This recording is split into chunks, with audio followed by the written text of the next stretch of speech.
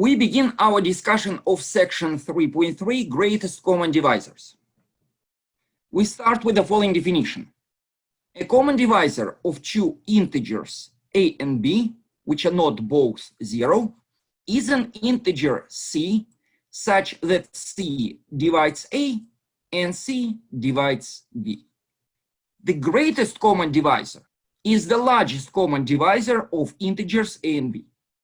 We denote the greatest common divisor by a comma b in parentheses. We also say that a and b are relatively prime if the greatest common divisor is equal to 1. Now, important theorem 1.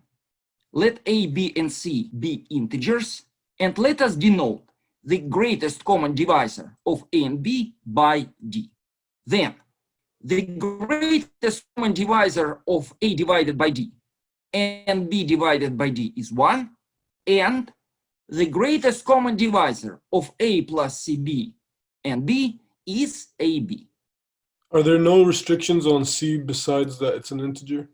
Very good question. There is no restriction on c. So, naturally, we have a restriction on a and b. A and b are not both 0, because otherwise we cannot talk about common divisor at all. But there is no restriction on c. In other words, c can be 0. If c is 0, a plus cb is a. Greatest common divisor of a and b is equal to greatest common divisor of a and b. That's fine. Let us prove theorem 1. So let a and b be integers, and let us denote the greatest common divisor of these two integers by d. Let us show that these two numbers, a divided by d and b divided by d, have no common positive divisors other than 1. Here's how we do it. Let us denote by e a positive integer that divides both this and this. Since e divides this, a divided by d is equal to ke, where k is some integer. Since e divides b over d, b over d is equal to e times some integer, by definition of divisibility. Next, let us multiply both sides here by d, done. And let us multiply both sides here by d, done. Note that according to what is written here, a is divisible by de, because a is de times an integer number. By definition of divisibility, a is divisible by de. Similarly, b is divisible by de. Conclusion, de is a common divisor of a and b. Now let us go back to sentence number 1. Remember, we denoted the greatest common divisor of a and b by d. d is the greatest common divisor. de is a common divisor. Since d is the greatest common divisor and de is a common divisor, de is lesser or equal to d.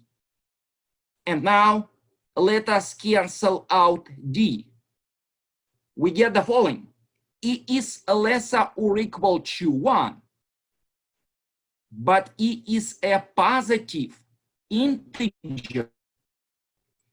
The only positive integer which is lesser or equal to 1 is 1. It's exactly what is written here. E must be 1. So Here we assumed that E is a positive integer that divides both this and this. We concluded that E is 1. So, since any positive integer that divides A divided by D and B divided by D is 1, the greatest common divisor of A divided by D and B divided by D is 1. Folks, any questions here? So to show that E is 1, do we divide that inequality that DE is less than or equal to D? We divide it by D, which would say that E is less than or equal to 1. And since E is positive, it must be 1? Yes. It made sense until you said that A over D, the greatest common divisor of A over D and B over D is 1. I don't see how we make that step. So please take a look at what is written here. Let us consider any positive integer that divides both this and this. So right now, the only information about E is the following. It's a positive integer that divides both this and this, correct? So we started from this. Eventually, we concluded that E is 1. So, in short, if E divides this and this, E is 1. Conclusion, the only positive divisor of these two numbers is 1.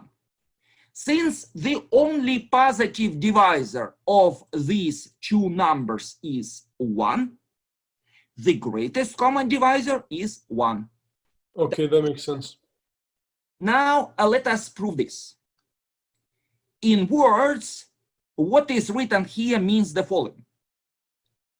The greatest common divisor of A and B is equal to the greatest common divisor of A plus CB and B. In order to prove this, we will show that the common divisors of A and B are exactly the same as common divisors of A plus CB and B. If we show this, this will immediately follow. So, let E be a common divisor of A and B. Let us go back to Theorem 2 from section 1.5. Theorem 2 says the following. If C divides both A and B, C divides any their integer linear combination. Of course, in our case, instead of C, we have E. So, please compare this and this. If M is equal to 1, this term becomes A. If N is equal to C, this term becomes this. So indeed, by theorem 2, since E divides both A and B, E divides A plus CB. So, if E is a common divisor of A and B, E is a common divisor of A plus CB and B. Because, according to what is written here, E divides B, and according to what is written here, E divides A plus CB. So E is a common divisor of this and this. Now, let us consider a common divisor of A plus CB and B. Let us denote it by F. Again, if this divides A plus CB and D, F divides this by theorem 2. But after the cancellation of CB, what is left is just A. Conclusion: if F is a common divisor of A plus CB and B, F is a divisor of A. Conclusion: if F is a common divisor of this and this, F divides this, so F divides B and A. And now let us put pieces together. By this sentence, if E is a common divisor of A and B, E is a common divisor of this and this. By this sentence, if F is a common divisor of this and this, F is a common divisor of A and B. Conclusion: the common divisors of A and B are exactly the same as common divisors of A plus CB and B. Therefore, the greatest common divisor of this is equal to the greatest common divisor of this. We are done. Folks, any questions here? Could you explain one more time how you or why we get the A plus CB minus CB? Yes. Please take a look at this. Over here, we know that F is a common divisor of this and this.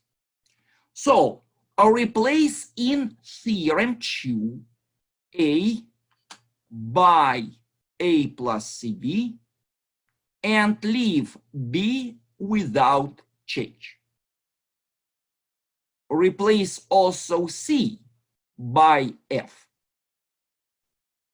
According to theorem 2, if C divides A and C divides B, C divides MA plus MB. So we have a perfect match. Here C divides A and C divides B. Here F, we replace C by F. F divides this and F divides this. Now, over here, instead of M, we can put any integer. Instead of N, we can put any integer. Let us replace here M by 1. In this case, MA becomes A. But remember, over here, A plus CB plays a role of A.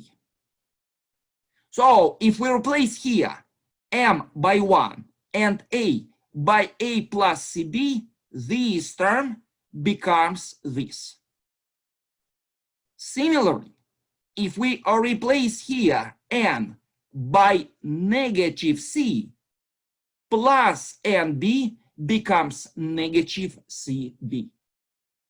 So, since by theorem 2, if C divides A and C divides B, C divides MA plus MB, here if F divides this and this, F divides this minus CB.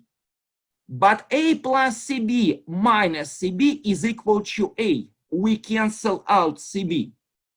Conclusion: if F divides A plus CB and B, F divides A. Does this answer a question? Yeah, thank you. Other questions? I was wondering, why did we go from E to F? If E was the common divisor between A plus CB and B, why did we switch to F in the next sentence? Very good question. Note that over here, we are talking about a common divisor of A and B. Over here, we are talking about a common divisor of A plus CB and D.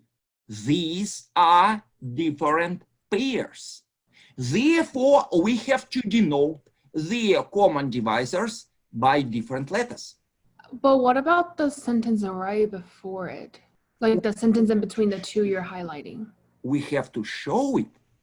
We want to prove this. This is the goal. What we do is the following. First, consider a common divisor of A and B. Let us denote it by E. Then consider a common divisor of A plus CB and B. We denote it by F. So we're trying to show that E and F are actually the same. No, we are trying to show that this set of all common divisors of A and B is equal to the set of all common divisors of A plus CB and B. This is what we're trying to show. And the way we show it is the following. Pick an element from this set.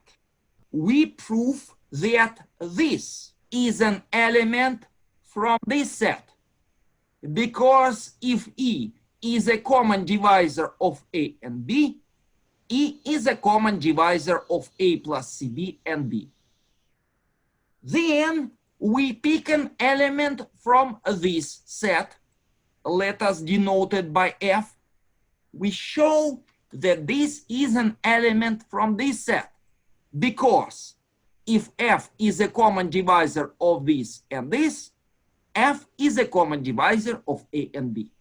So you're proving that the set is exactly the same, and if the set is exactly the same, then their greatest common denominator has to be the same too. Greatest common divisor, sorry. Yeah, so we prove that this set of all common divisors of A and B is equal to the set of all common divisors of A plus CB and B.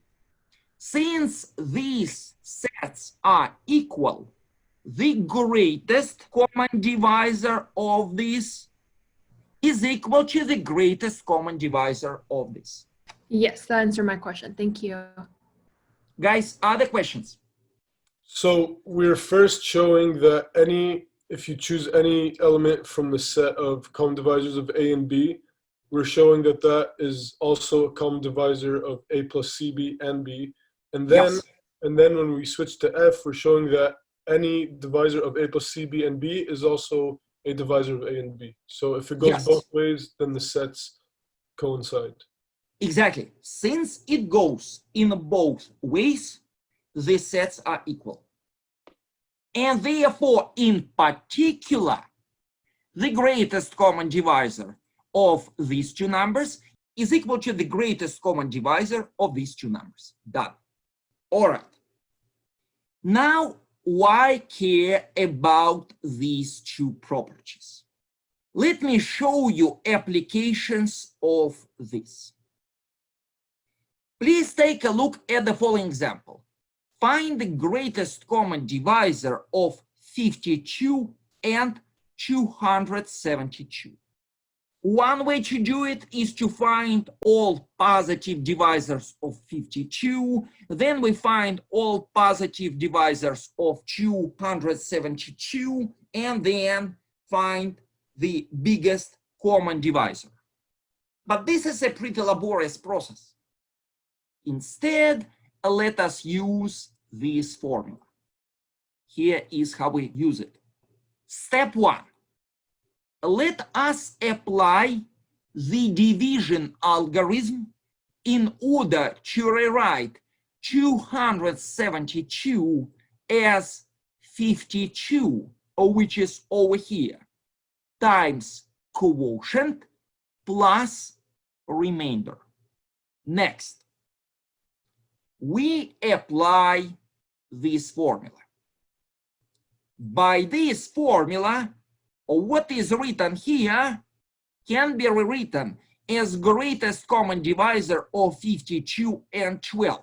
In other words, if you look at this formula in simple words, if you have A plus CB comma B, CB can be cancelled. It's exactly what we do here. We cancel out this term. What is left is 12. Keep going. Let us apply the division algorithm to rewrite 52 as 12, which is over here, times quotient plus a remainder. And again, by this formula, we cancel out this term. Done. And now it's totally obvious that the greatest common divisor of 4 and 12 is 4. Therefore, the greatest common divisor of 52 and 272 is 4. Next example. Next example is pretty amazing. Let me go back to Fibonacci numbers. Let us start with these two terms, 1 and 1. Obviously, the greatest common divisor of 1 and 1 is 1. Consider these two numbers, 1 and 2. Obviously, the greatest common divisor of 1 and 2 is again 1. The greatest common divisor of 2 and 3 is 1. Of 3 and 5 is 1. Of 5 and 8 is 1, and so on. So, question is it true that if we consider any two consecutive Fibonacci numbers, their greatest common divisor is equal to 1? The answer is yes.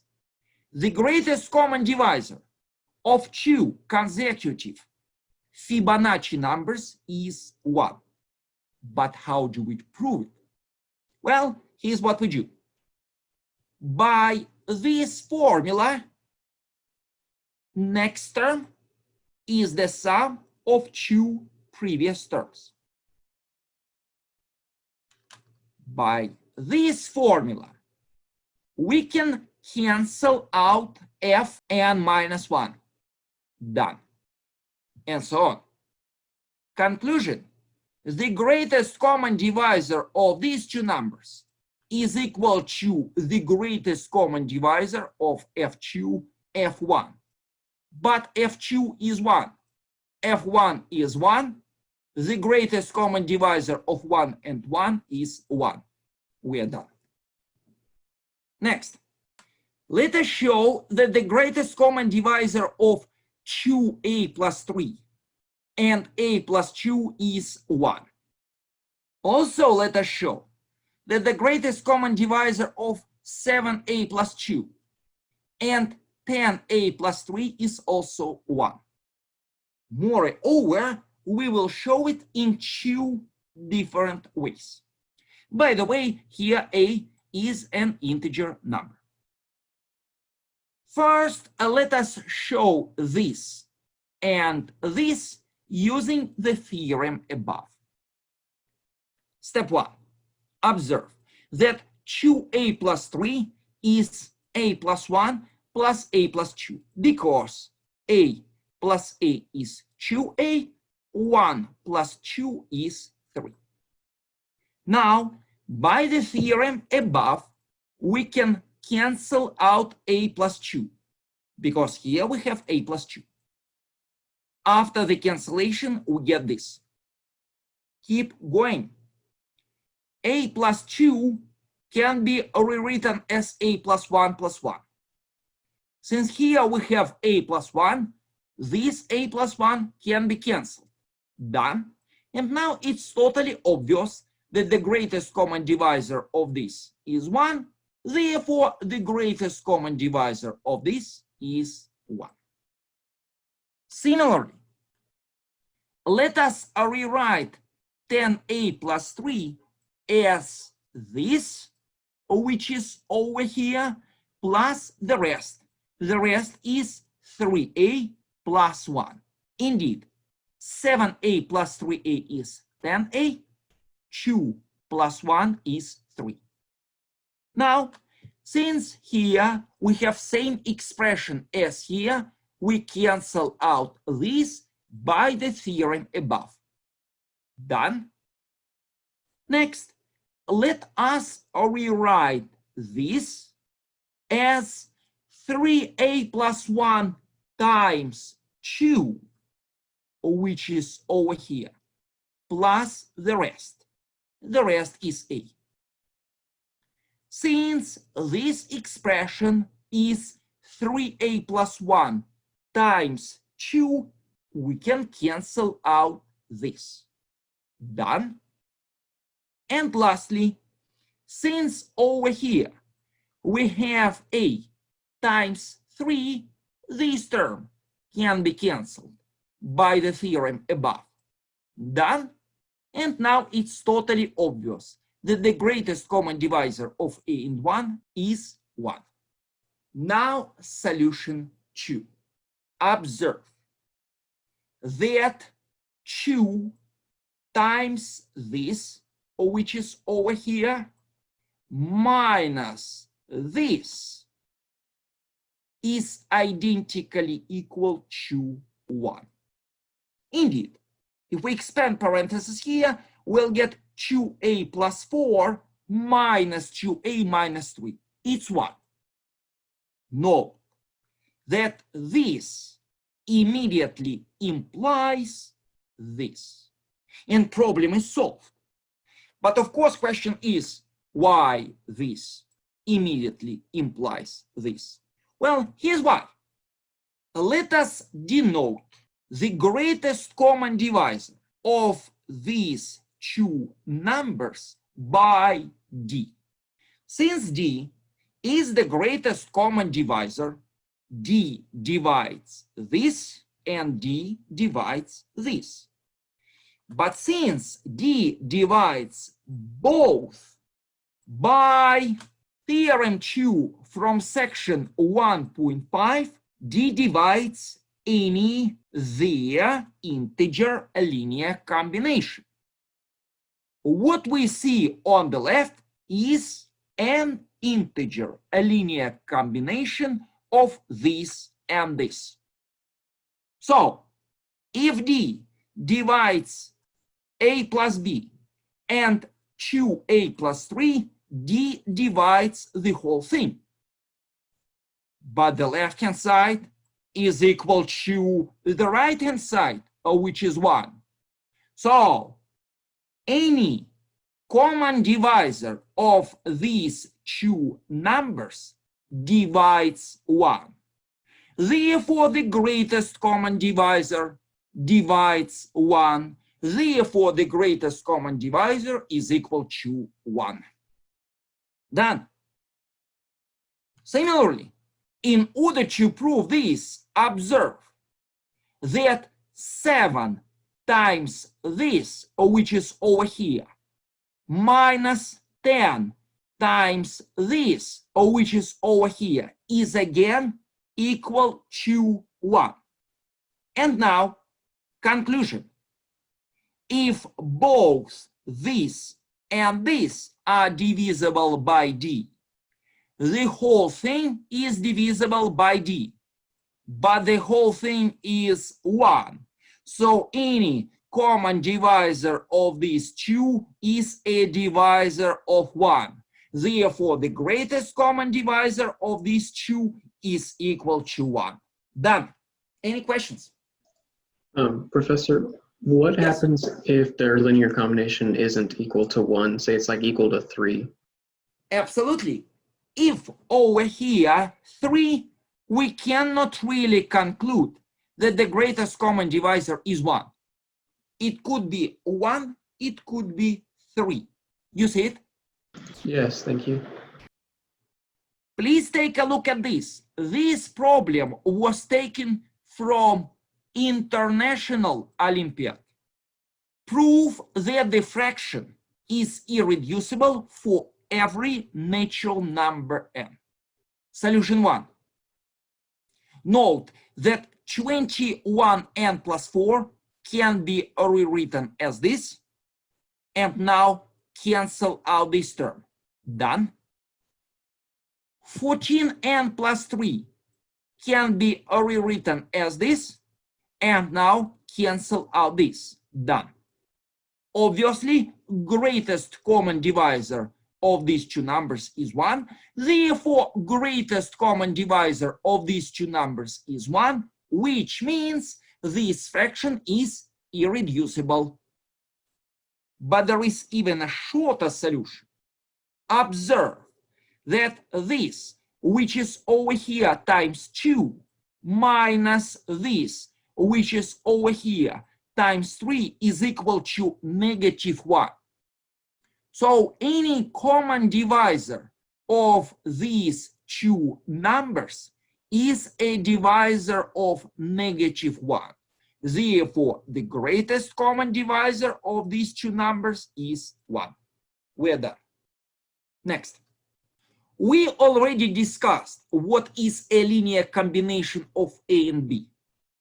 If A and B are integers, then a linear combination of A and B is a sum of the form MA plus NB, where both M and A are integers. Often I will call it a linear combination, but to be more specific, sometimes I will call it an integer linear combination. Please take a look at theorem 2. It turns out that the greatest common divisor of integers A and B that are not both 0 is the least positive integer that is a linear combination of A and B. Well, this is one of the reasons why over here I provide solution 2. Note that 1, which is the greatest common divisor of these two numbers, is indeed a linear combination of A plus 2 and 2A plus 3. Same is here. 1 is a linear combination of these two numbers. Now proof. Let us denote by D the least positive integer that is a linear combination of A and B. Means the following. D is equal to SA plus TB, where S and T are integers. Let us show that D divides A. Here is how we do it. By the division algorithm, A can be written as D times Q plus R, where R is greater or equal to 0 and lesser than D. In order to show this, we have to prove that R is equal to 0. Here's how we do it. First, let us move this to the left. R is A minus DQ. It's over here. Next, note that D, according to this, is SA plus TB. So let us replace this D by this expression. Done. Next, let us expand parentheses. If we expand parentheses, the plus becomes minus, and then QSA, which is over here, QTB, which is over here. Here is what we do next. Let us factor out A here. Done. And let us rewrite this as plus negative QT times B. Here's why we do it. R is equal to this. Note that 1 minus QS is an integer. Negative QT is an integer. Conclusion. R is an integer linear combination of A and B. So both D and R are linear combinations of A and B. Both D and R are greater or equal to 0. but d is the least positive integer. R is lesser than d. Therefore, there is no escape. R should be equal to 0. Since R is equal to 0, D divides A. In the same manner, we prove that D divides B. Conclusion: if D is the least positive integer that is a linear combination of A and B, D divides both A and B. This means the following: D is a common divisor of A and B. But how do we show that D is the greatest common divisor of A and B? Here's how we do it. Let us denote the greatest common divisor of A and B by D prime. Let us assume to the contrary that D prime is greater than D. Well, since D prime is the greatest common divisor of A and B, D prime is a divisor of A and B.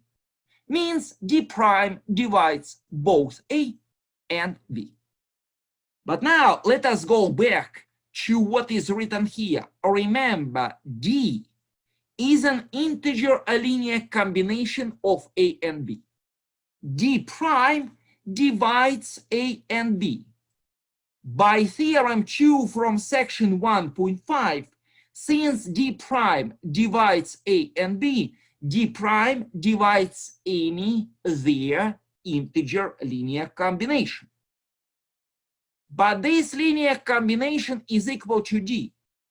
Since D prime divides the right-hand side, D prime divides the left-hand side. We got a contradiction. D prime is greater than D, and D prime divides D. Cannot be. Therefore, what is written here is false. Therefore, the greatest common divisor is lesser or equal to D. So D is actually the greatest common divisor. Folks, any questions here? In the beginning, we said that D is the least positive linear combination. Where do we account for that in the math? How do we use the fact that it's a least positive? Yeah. Over here. Compare this and this.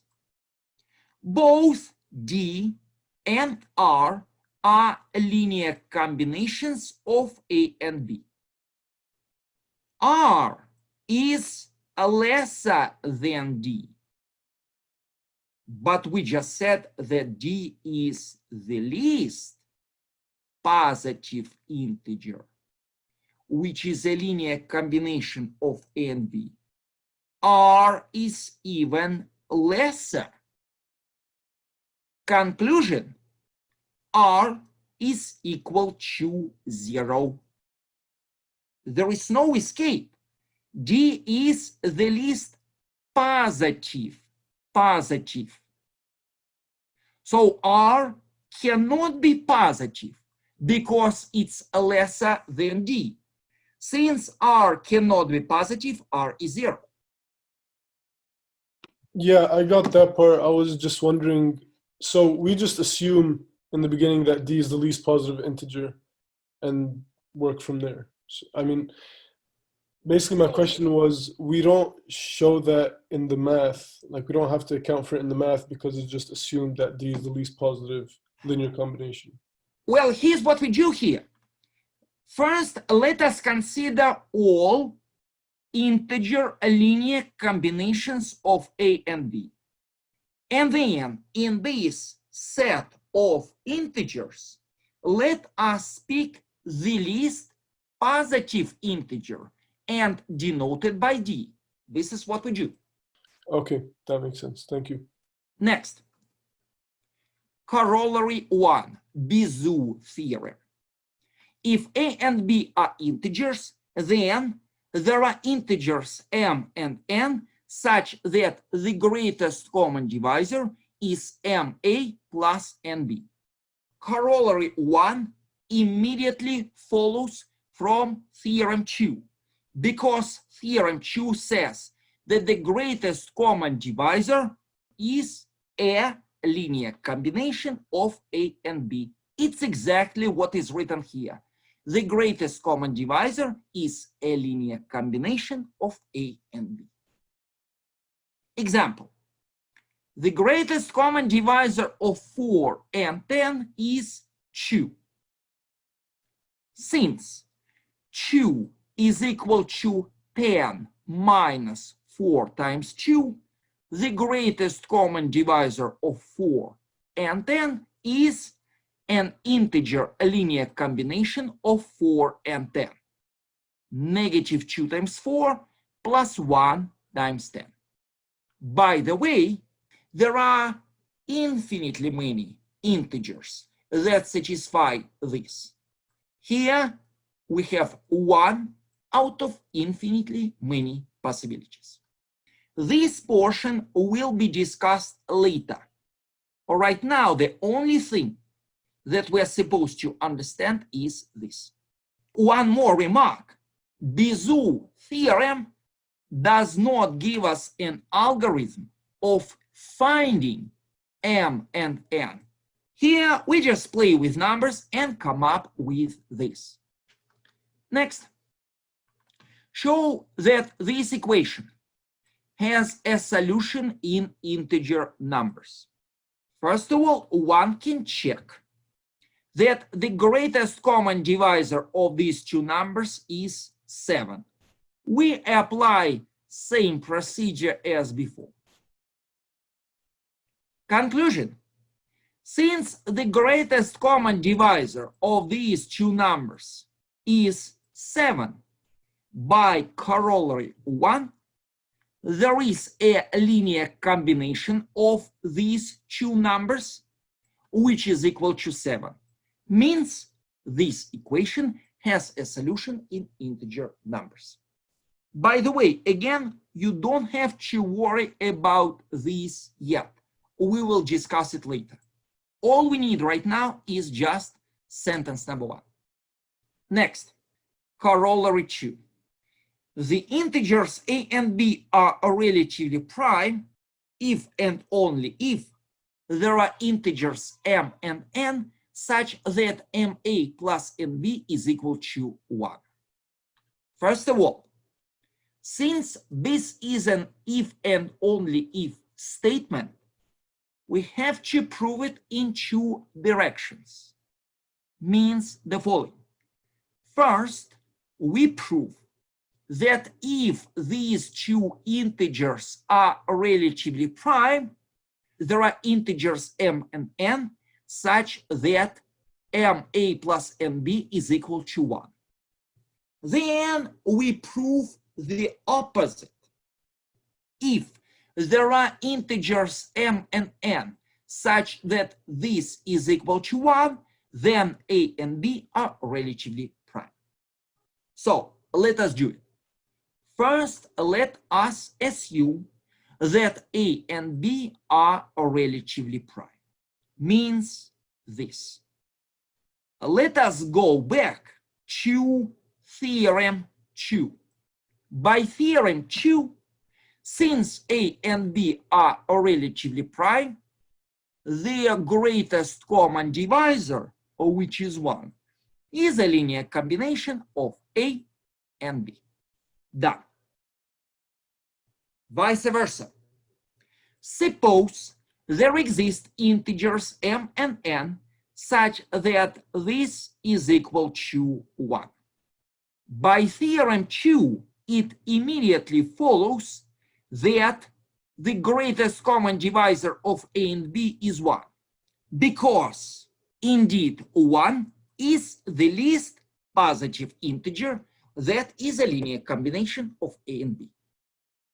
So once again, the greatest common divisor here is 1, Because we know by theorem 2 that the least positive linear combination is the greatest common divisor, and know that indeed 1 is the least positive integer, cannot be smaller. So there is no escape. The greatest common divisor is 1. Now, corollary 3. In short, corollary 3 tells us how to factor a common term correctly. So, let a and b be integers, not both 0. And let c be a non-zero integer. Then, the greatest common divisor of CA and CB is equal to the greatest common divisor of A and B times absolute value of C. So guys, we do not put here C, just C. We put here absolute value of C. Well, here is why. By theorem 2, the greatest common divisor of CA and CB is a linear combination of CA and CB. Next, in order to jump from here to here, we simply factor out the common term C. Done. Here is what we do next. Note that C can be either positive or negative. So this is always positive. This is either positive or negative. Now, if C is positive, since this is positive, this is positive. To the contrast, case 2. Suppose C is negative. Since this is positive, this is negative. So, if this is positive, this is positive. If this is negative, this is negative, because this is positive.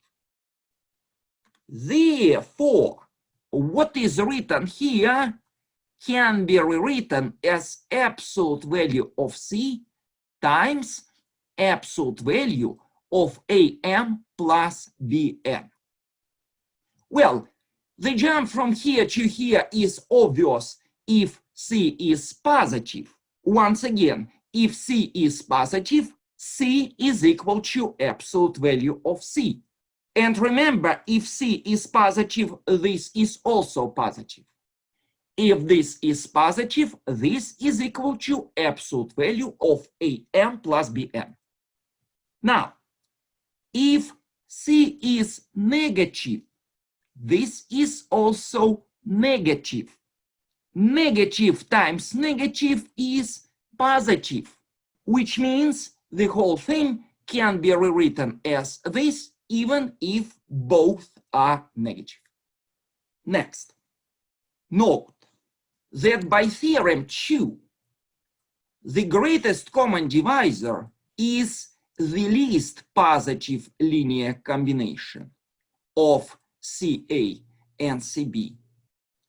Since this is as small as possible, and this is a fixed given number, this, the absolute value of this, is as small as possible again. Since the absolute value of this is as small as possible again, by theorem 2, what is written here, the absolute value of AM plus BN is the greatest common divisor of A and B again. Let us go back to theorem 2 again. Theorem 2 says that the greatest common divisor of these two integers is the least positive integer that is a linear combination of A and B. But what if we consider some integer linear combination of A and B? Let us consider, in other words, MA plus MB, where M is some number and N is some number. Question: what is the relationship between this and the greatest common divisor of A and B? By theorem 2, we know that if this number is positive and as small as possible, this is equal to the greatest common divisor of A and B. But what if this number is negative or positive, but not as small as possible? What if M and N are just some integers? What is this number? Is there any relationship between this and the greatest common divisor of A and B? Well, theorem 3 says the following. If A and B are positive integers, then the set of all linear combinations of A and B is the set of integer multiples of the greatest common divisor of A and B. So, if we plug in any two integers instead of M and N, this number is equal to the greatest common divisor times some integer. Okay, now proof. Let us denote the greatest common divisor of A and B by D. First, we show that every linear combination of A and B is a multiple of D. So, this proof consists of two parts. Part number 1, over here, we prove that every linear combination of A and B is an integer multiple of the greatest common divisor. In part 2, we show the opposite. In part 2, we show that every multiple of the greatest common divisor is a linear combination of A and B. Part 1 and part 2 prove the whole theorem. So, part 1, we want to show that any integer linear combination of A and B is a multiple of D. Here's how we do it. Since D is the greatest common divisor of A and B, D is a divisor of A and B. Since D is a divisor of A and B, D divides A and D divides B. Now, let us consider some linear combination of A and B. By theorem 2, from section 1.5, if a number divides A and B, this number divides any their integer linear combination. So, D divides A and divides B. Therefore, by theorem 2, D divides MA plus NB. Since D divides MA plus NB, MA plus NB is a multiple of D. And we are done. So let me give you a brief description of this proof. We want to show that no matter what is M, and no matter what is n, this is divisible by d, where d is the greatest common divisor. Here's why. Since d is a divisor of a and b, this is divisible by d, this is divisible by d, therefore the whole thing is divisible by d, which means this is a multiple of d. Done. Now vice versa. D is the greatest common divisor. We want to show that every multiple of d is also a linear combination of a and b. Well, here's how we do it. By Divisors theorem, the greatest common divisor is a linear combination of a and b.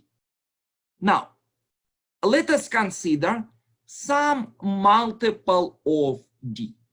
Let us denote it by jd, where of course j is an integer. Now, let us multiply both sides here by j. Done. And now, we just see that jd is also an integer, a linear combination of a and b. Done. The proof is completely done. Any questions?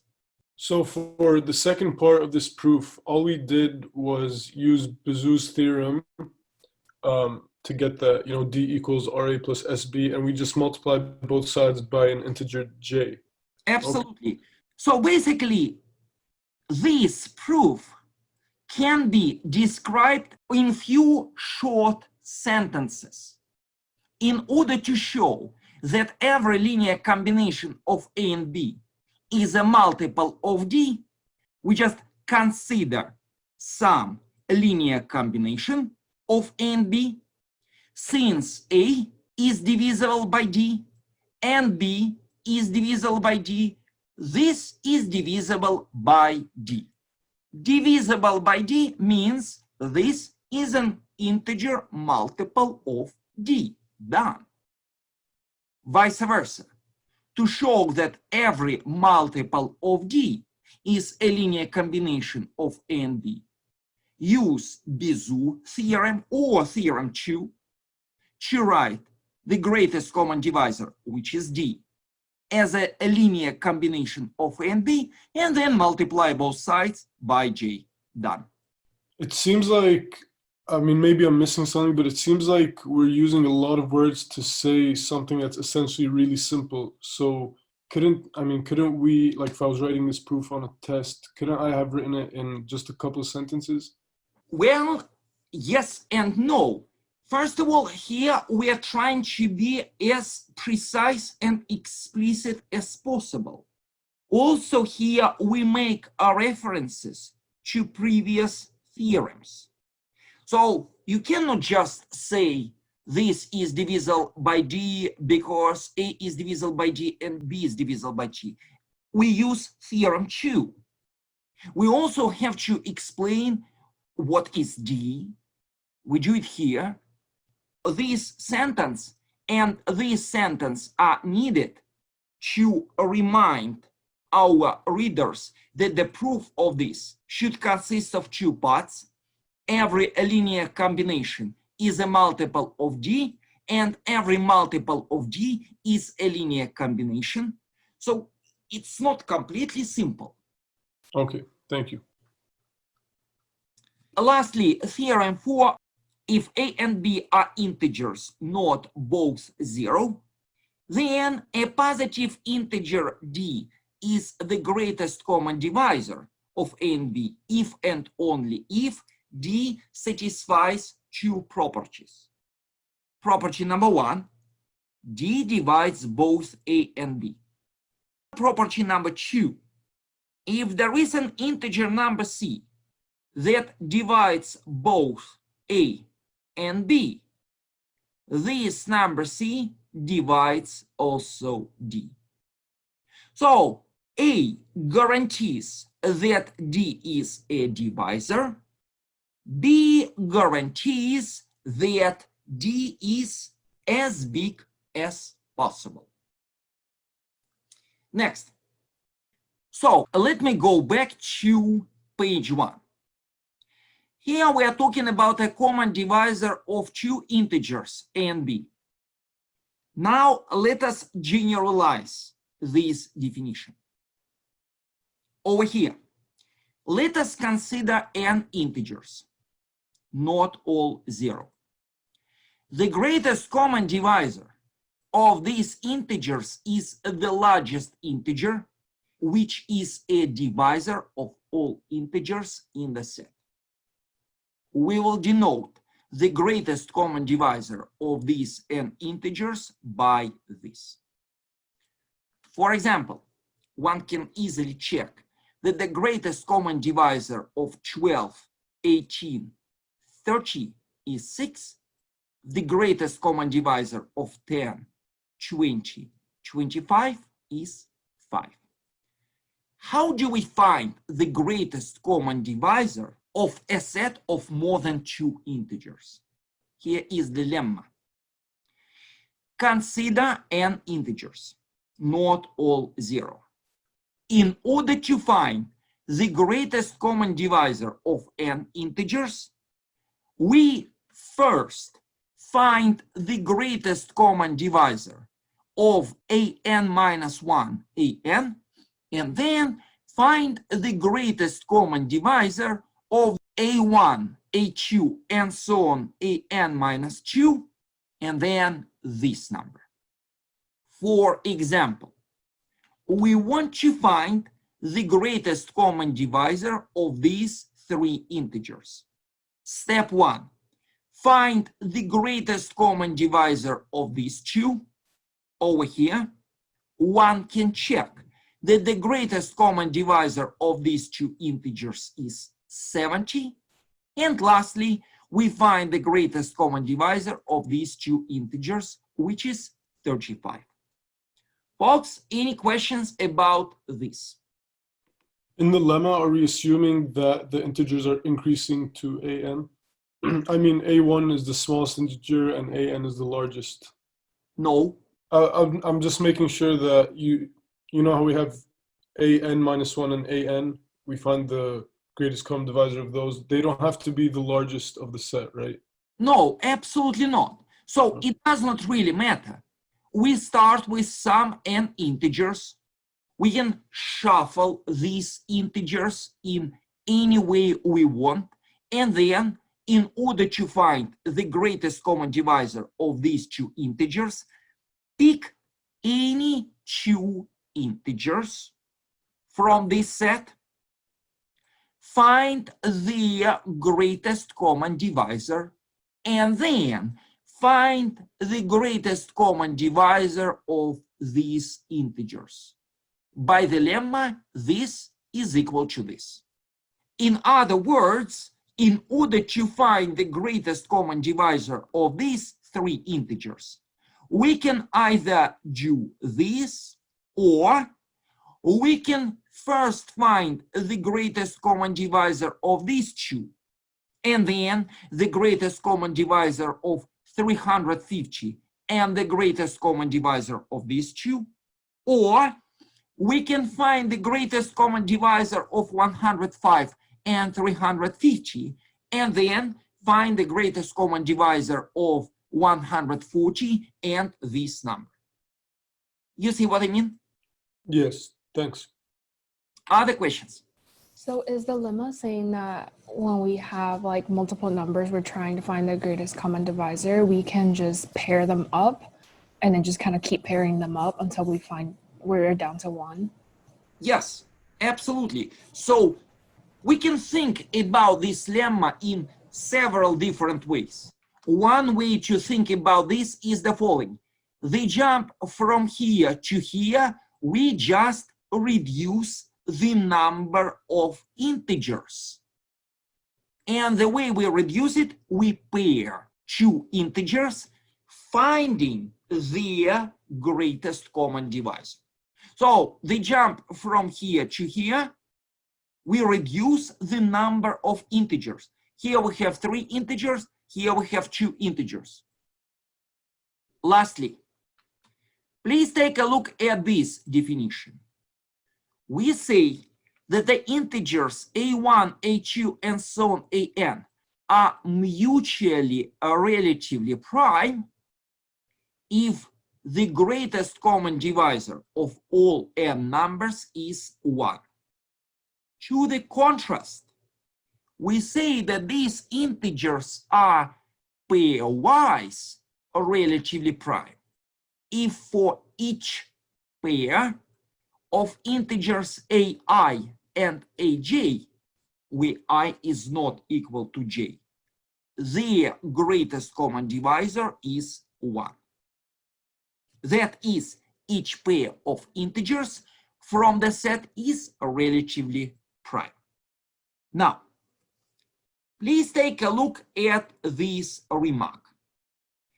Clearly, if integers are pairwise relatively prime, they must be mutually relatively prime. So this implies this. However, the converse is false. Please take a look at this example. Let us consider the following three integers: 15, 21, and 35. These three integers are mutually or relatively prime because their greatest common divisor, according to this, is equal to 1. However, they are not pairwise or relatively prime. The greatest common divisor of 15 and 21 is 3. The greatest common divisor of 15 and 35 is 5. The greatest common divisor of 21 and 35 is 7.